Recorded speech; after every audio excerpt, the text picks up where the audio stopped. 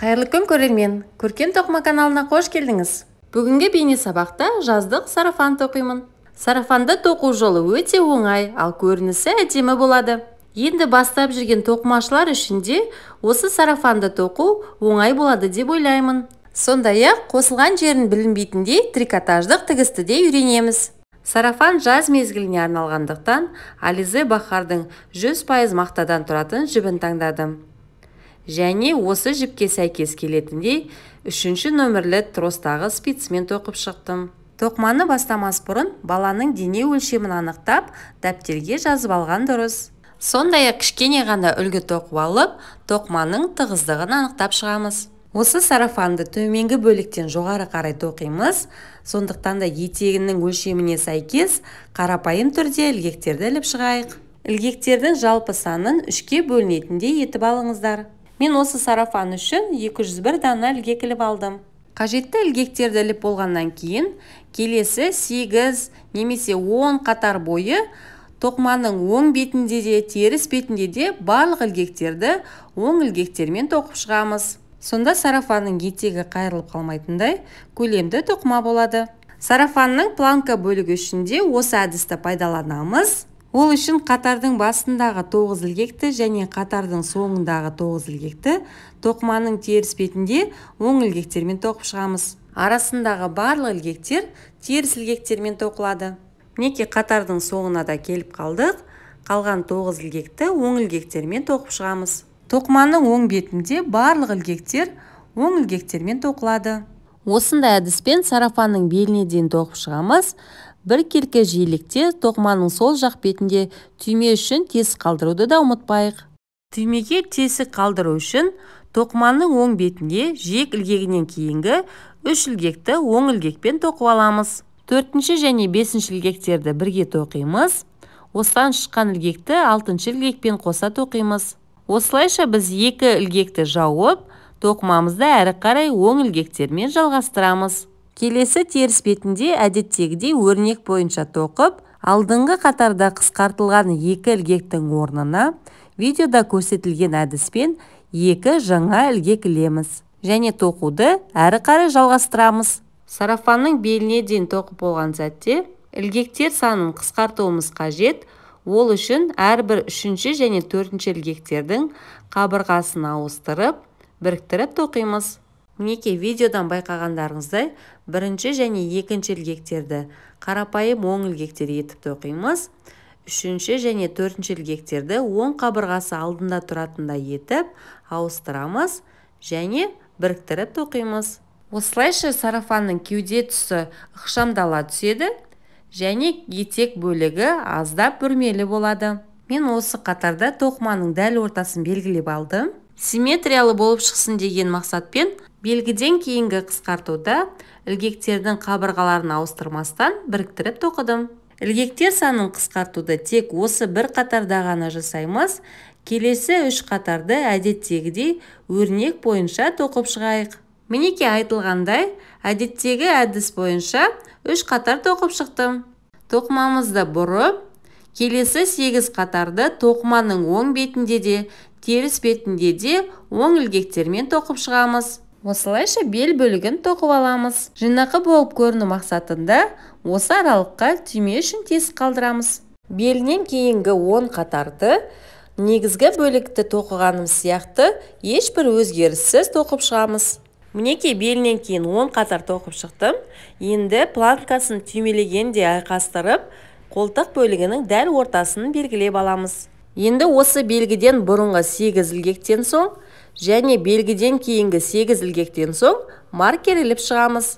Осылайша сарафанның қолтық бөлігі үшін 2 жерден 16 ілгектен белгілеп алдық. Маркермен белгіленген 16 ілгекті тоқыманың теріс бетінде оң ілгектермен тоқып шығамыз. Сарафанның қолтық бөлігінде 2 қатар теріс ілгектер жолағы көрінетіндей етіп, 3 қатар тоқимыз. Осылайша тек маркер аралығындағы ілгектерді ғана оң ілгектермен тоқып шығамыз. Маркерден кейінгі ілгектердің бәрі тоқыманың теріс бетінде теріс ілгектермен тоқылады. Сарафанның 2-ші қолтық бөлігі үшін де осы әдісті қайталаймыз. Мінекей 3 қатарды осылайша тоқып шықтық.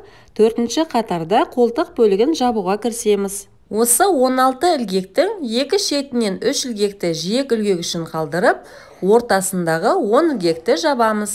Міне алғашқы 3 ілгегіміз қалады, оң ілгектермен тоқимыз. 4-ші ілгекте 5-ші ілгекте оң ілгекпен тоқылады.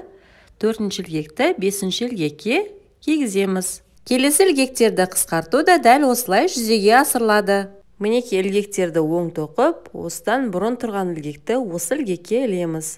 Осындай қарапайым әдіспен 10 ілгекті жабамыз. Жабылған 10 ілгектен кейінгі алғашқы ілгек арқа бөлігінің жиек ілгегі болып табылады. Арқасында оң ілгектермен тоқып, екінші қолтық бөлігін қысқартуға кірісеміз. Екінші қолтық бөлігін қысқартуда біріншісінен ешбір айырмашылығы болмайды. Алғашқы 3 ілгекті жиек ілгек үшін қалдырып, ортасындағы 10 ілгекті қысқартамыз. Ілгекті оң ілгек етіп тоқимыз және бұдан бұрын тұрған ілгекті осы ілгекке кигіземіз. Қысқартуды аяқтап болғаннан кейін, енді сарафанның алдыңғы сол жақ бөлігінде тоқуды жалғастырамыз. Алдыңғы 3 қатарды тоқуда ешбір өзгеріс орын алмайды. Өрнекке сәйкес тоқыманың теріс бетінде 9 ілгекті планка үшін және қолтық бөлігіндегі 3 ілгекті жиек ілгек үшін теріс ілгектермен тоқимыз.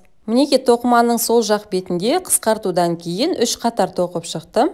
Енді тоқыманың оң бетінде әрбір 4-ші қатарда қолтық бөлігінен 1 ілгекке қысқартатын боламыз. Ол үшін жиек ілгегін іліп, 2-ші ілгекті оң тоқимыз. 3-ші және 4-ші ілгектің оң қабырғалары алдында тұратындай етіп ауыстырып, оң ілгек етіп тоқимыз.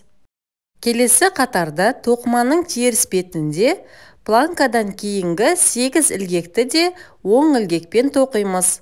Яғни жиек ілгегінен кейінгі 16 ілгек оң ілгектермен тоқылады. Осы ілгектер мойынның алдыңғы бөлігі болып табылады.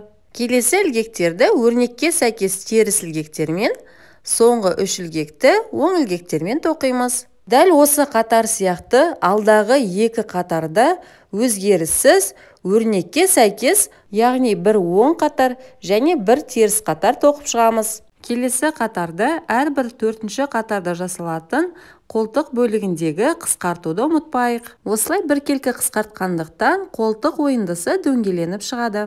Осы қатарды оң ілгектермен тоқып шықтық. Енді теріс тоқылған ілгектердің үшеуінен кейін маркермен белгі қоямыз. Ал енді тоқыманың теріс бетінде маркерге дейінгі ілгектерді қысқартатын боламыз. Қысқартуды жасау үшін жиек ілгегін тоқымай іліп аламыз. Келесі ілгекті теріс ілгек етіп, жиек ілгегін осы ілгекке ілеміз. Келесі ілгектерді қысқарту да осылай жүзеге асырылады. Қысқартатын ілгекті теріс ілгек етіп тоқимыз және спицымызда бұдан бұрын тұрған ілгекті осы ілгекке ілеміз. Қысқартуға жататын ілгектердің барлығын бір қатардың бойында қысқартқандықтан мойын ойындысы 4 бұрыш тәрізді болып шығады. Мінекей барлық ілгектерді қысқартып болдық. Маркерден кейінгі алғашқы ілгекке осы соңғы ілгекті ілеміз. Маркерден кейінгі алғашқы ілгек жиек ілгегі болады. Одан кейінгі 2 ілгекті оң тоқып, қалған ілгектерді теріс ілгекпен жалғастырамыз. Тоқыманың қазіргі көрінісі осындай. Енді өрнекке сәйкес тоқымамызды жалғастырамыз. Мінекей бірнеше қатар тоқып шықтым. Қолтық ойындысы үшін 5 рет қысқарту жасалды. Енді ешбір қысқартусыз тиісті биіктікке дейін тоқимыз. Сарафанның оң жақ алдыңғы бөлігін тоқуды бастаймыз. Жіптің қосылған жері алдына келіп қалмас үшін екінші спицаға көшіреміз. Қолтық бөлігінің арасындағы ілгектердің арасы алшақ орналаспас үшін қысқартылған алғашқы ілгектің арасынан крючоктың көмегімен бір ілгек іліп аламыз. Осы ілгекті тоқыманың теріс бетінде жиек ілгегімен бірге теріс ілгек етіп тоқимыз. Келесі 2 ілгекті планка ілгектері сияқты оң ілгектермен тоқимыз.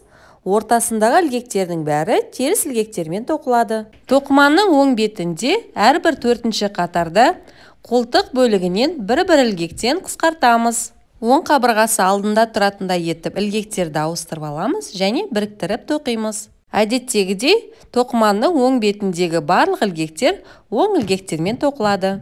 Сарафанның алдыңғы бөліктері симметриялы болып шығу үшін оң жақ бөлігін тоқылып болған сол жақ бөлігімен салыстырып отыруды ұмытпайық. Тиісті биіктікке дейін тоқып болған соң, мойынның алдыңғы бөлігі үшін планкадан кейінгі 8 ілгектен соң маркермен белгі қоямыз. Маркер болмаған жағдайда басқа түсті жіпті пайдалансаңыз да болады. Енді осы белгіден бастап, тоқыманың теріс бетінде барлық ілгектерді оң ілгектермен тоқимыз. Бізге мойын ойындысының алдыңғы бөлігі үшін тоқыманың оң бетінде 2 қатар теріс ілгекті жолақтар болуы тиіс.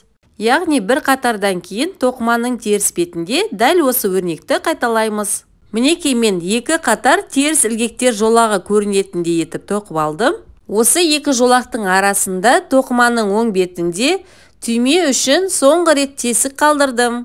Енді планка ілгектерінен кейінгі 5 ілгекті қоса қысқартып шығамыз. Осы жолғы қысқартуды тоқыманың оң бетінде жасаймыз. Ол үшін жиек ілгегін тоқымай іліп аламыз. Келесі ілгекті оң тоқып, жиек ілгегін осы ілгекке ілеміз. Қалған ілгектерді де осындай тәртіппен жауып шығамыз. Келесі ілгекті оң ілгек етіп тоқимыз.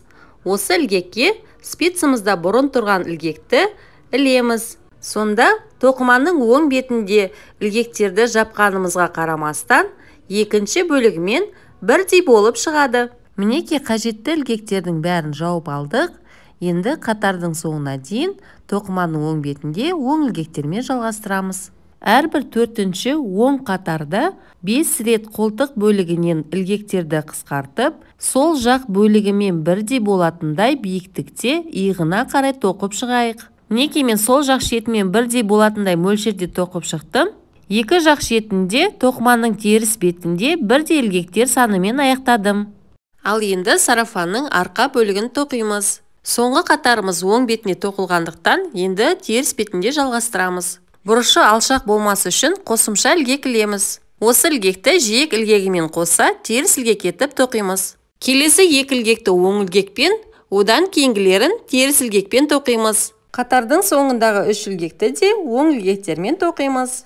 Тоқыманың оң бетінде әрбір 4-ші қатарда қолтық ойындысы үшін 2 шетінен бір-бір ілгектен қысқартып отырамыз. Қатардың соңында қысқартуда оң қабырғасы алдында тұратындай етіп ілгекті ауыстырып, қысқартатын болсақ, аса байқалмайтындай болады. Артқы бөлігінде қолтық ойындысы үшін әрбір 4-ші қатарда 3 рет қысқарттым. Енді ешбір қысқартусыз өрнек бойынша алдыңғы бөлікке 4 қатар жетпейтіндей биіктікте тоқимыз. Мен алдыңғы бөлігін 17 ілгекпен аяқтаған болатымын. Арқа бөлігінің 2 шетінен де 14 ілгектен кейін маркермен белгі қоямыз. Енді осы маркер аралығын тоқыманың теріс бетінде оң ілгектермен тоқимыз.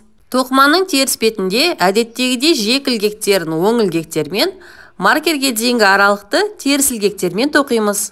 2 маркердің аралығын оң ілгектермен тоқып шығамыз. Тоқыманың оң бетінде теріс ілгектер жолағы 2 қатар болып көрінуі үшін, келесі теріс қатардағы тоқуда дәл осы әрекеттерді қайталаймыз. Мінекей тоқыманың оң бетінде мойын бөлігі үшін 2 қатар теріс ілгектер жолағы көрініп тұр. Және тоқыманың оң бетінде 1 қатар тоқып шықтым. Иығы үшін 17 ілгектен 2 шетінен қалдырып, ортасындағы ілгектерді тоқыманың теріс бетінде жабатын боламыз. Естеріңізде болса, алдыңғы бөліктерін аяқтағанымызда 17 ілгектен қалған еді. Және соңғы қатар тоқуды тоқыманың теріс бетінде жасаған болатынбыз. Артқы бөлігінде де соңғы қатарды тоқыманың теріс бетінде аяқтаймыз. Осы 17 ілгекті өрнекке сәйкес тоқып шығамыз. Бұрышының арасындағы ілгектердің арасы алшақ болып қалмасы үшін, ілгектерді жалғап тұрған жіпті спицаға көтеріп, маркерден кейінгі алғашқы жіппен бірге оң ілгек етіп тоқимыз. Маркерден кейінгі ілгектерді жабамыз, ол үшін келесі ілгекті де оң ілгек етіп тоқып, алғашқы ілгекті осы ілгекке ілеміз. Қалған ілгектерді жабу да осылай жүзеге асырылады. Ілгекті оң ілгек етіп тоқимыз, және спицамызда тұрған ілгекті осы ілгекке ілеміз. Осылайша 2 маркердің арасындағы барлық ілгектерді қысқартып алдық. Қысқартылған соңғы ілгекті жиек ілгегін оң етіп тоқып, осы жиек ілгегіне ілетін боламыз. Өрнекке сәйкес жиек ілгегінен кейінгі екі ілгекті оң ілгекпен, ортасындағы ілгектердің бәрін теріс ілгектермен тоқимыз. Соңындағы жиек ілгегімен қоса үш ілгекті оң ілгекпен тоқып, тоқуды аяқтаймыз.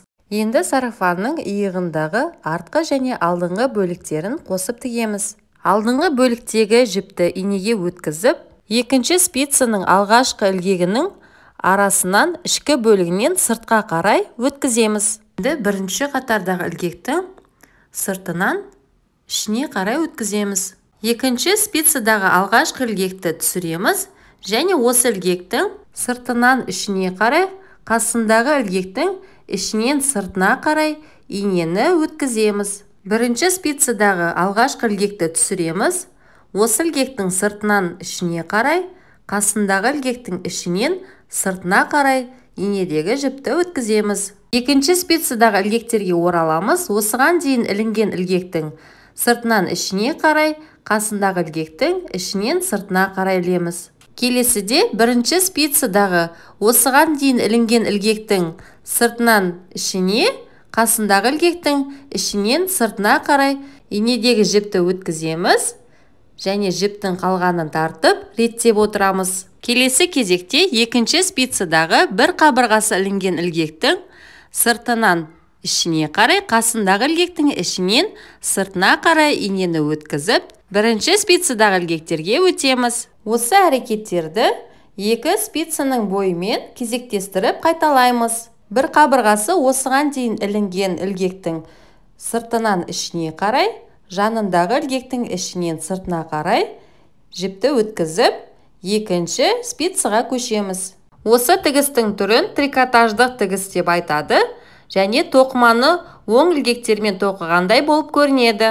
Басты қағида ілгектердің түбі айқаспай, ашық болуы керек. Сондай-ақ тігілетін екі бөліктің де ілгектер саны бірдей болуы тиіс. Осындай тігіс үшін тігетін бөліктің ұзындығынан 3 есе артық жіп алып қалған дұрыс. Мысалы, 10 сантиметрлік бөлікті тігетін болсақ, 30 сантиметрден кем емес жіп қалдыруымыз керек. Естеріңізде болса, осы иық бөлік үшін тоқыманың алдыңғы бөліктерінде де және артқы бөліктерінде де 17 ілгекті тоқыманың теріс бетінде аяқтаған болатынбыз. Иықтың екі жиегіндегі теріс ілгектерінің арасынан қосып тігу арқылы бір қатар оң тігіс түссе, осы тігу арқылы жалғанған жері мүлдем білінбестен жалғастырып тоқыған сияқты болып көрінеді. Трикотаждық тігу әдісі сіздерге түсінікті болды деген ойдамын. Осы әдісті жақсылап үйреніп алсаңыз, ойыңызда жатталып, қолыңыз машықтанып алады. Алдағы уақытта көптеген бұйымдарды тоқуда пайдаланасыз деп үміттенемін. Мінекей жаңа айтылған қатардың соңындағы теріс ілгектерге де келіп жеттік. Осы тігіс арқылы жасалған оң қатар тоқыманың жалғасы сияқты болып, мүлде білінбейтін болып шықты. Тігіс жібін аздап тартып реттеп, қалған ұштарын бекітіп жасырамыз. Осымен сарафанды тоқуды тамамдадық. Өлшеміне сәйкес ұнаған түймені тағып шығамыз. Қалауыңызша кестемен немесе бисермен өрнектер салып безендіруге болады. Бүгінгі бейне сабағымыз сіздерге түсінікті болды деген ойдамын. Кішкентай ханшайымдарыңызға ұнайды деп үміттенемін. Арнама тіркеліп пікір қалдыруды, лүпіл басуды ұмытпаңыздар. Сау болыңыздар.